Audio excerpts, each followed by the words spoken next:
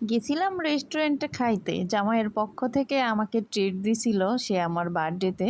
খাইতে আইসা মেয়ে দেখেন খেলা নিয়ে কত ব্যস্ত। তার খাওয়ার কথা মনেই নাই, সে খাবার কথা ভুলে গেছে। আসলে ছোট বাচ্চারা বুঝি এমনই হয়। শুধু ও না, দেখেন রেস্টুরেন্টে আরও যারা আসছিল খাইতে তাদের মধ্যে থেকে এই যে ছোট বাবুটা, ও কিন্তু খেলনা দেখে খেলতে আসছে। তো দুইজনে খেলার চেষ্টা করতেছিল, কিন্তু বাবুটা এতই ছোট যে ও একা একা খেলা করতে পারছিল না। আর আমার মেয়ে দেখেন স্লিপারে উঠে আর নামতে চায় না, মানে ভয় পাচ্ছে ও একা একা। তো আমার ছেলেটাই পাশে থেকে ওকে একটু সাপোর্ট দিচ্ছে, সাহস দিচ্ছে, তারপরেও ভয় পায়। আসলে আমরা যারা শহরে থাকি, বাসার মধ্যে বাচ্চাগুলো সারাদিন বন্দি থাকে, তো একটু বাইরে খোলামেলা খেলার জায়গা পাইলেই তারা একদম পাগল হয়ে যায়। যেমন আমার মেয়েটা হয়েছে, আমার ছেলেও কিন্তু বাইরে গেলে অনেক বেশি দুষ্টুমি করে, তারপরেও ও একটু বড় হয়েছে, এখন একটু শান্ত থাকার চেষ্টা করে। বাট মেয়েটা দুষ্টুমি দিন দিন বেড়েই চলছে, কারণ দুষ্টুমি করার বয়সই ওর এটা। তবে বাচ্চাদের এমন আনন্দ করা দেখলে আমারও মাঝে মাঝে ওদের সঙ্গে খেলতে ইচ্ছা করে, আবার ছোটবেলায় ফিরে যেতে মন চায়, কিন্তু আসলে সেই অপশন তো নাই। চাইলেই তো আর ছোটবেলায় ফিরে যাওয়া যায় না। আসলে ছোটবেলার জীবনটা অনেক বেশি সুন্দর থাকে সবার, তাই না? নেই কোনো টেনশন, নেই কোনো চিন্তা ভাবনা, শুধু খাও দাও ঘুমাও আর খেলা করো। কি শান্তি! আবারও যদি ছোটবেলায় ফিরে যেতে পারতাম, কতই না শান্তিতে থাকতাম।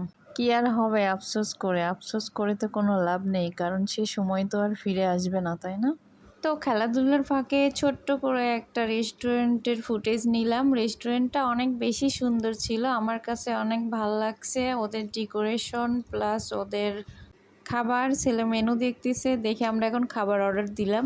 বহুত অপেক্ষার পরে আমাদের খাবার চলে আসছে। তো অনেক দিন হলে চাউমিন খেতে ইচ্ছা করতেছিল, তো আমরা অর্ডার দিছি চিকেন চাউমিন আর চিকেন উইংস। তো খাবারগুলো বেশ মজার ছিল, আমার তো ভালোই লাগছে, আপনাদের ভাইয়ারও ভালো লাগছে, কিন্তু ঝালের পরিমাণটা একটু বেশি হয়ে গেছিল মনে হয়। তাছাড়া সব দিক দিয়ে পারফেক্ট ছিল।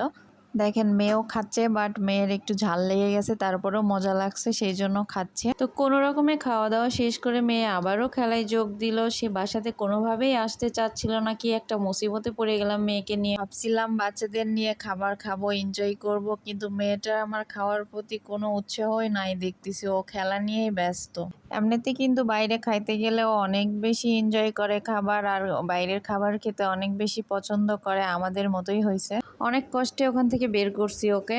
তারপর আমরা ওখান থেকে বের হয়ে আরো অনেক কিছু খাইছি, তার মধ্যে স্পেশাল ছিল দুধ চা। খাইতে একদম রসমালাইয়ের মতো। ওইটা আসলে দুধ চা না, ওইটা হচ্ছে দুধ মালাই চা আর কি, অনেক মজা, যেটা আমার মুখের স্বাদ এখনো লেগে আছে। যাই হোক, চাটা খেয়ে আমরা বাসায় চলে আসছি। বাসায় আসার পরে দেখতেছি আমাদের জন্য স্পেশাল তালের বড়া বানানো হচ্ছে।